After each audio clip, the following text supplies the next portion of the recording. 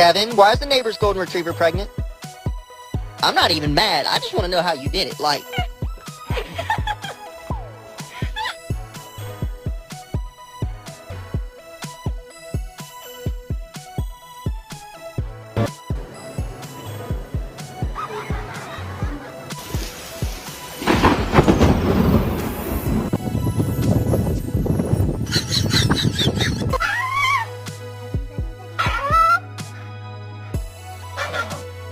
He found out he was deathly scared of balloons.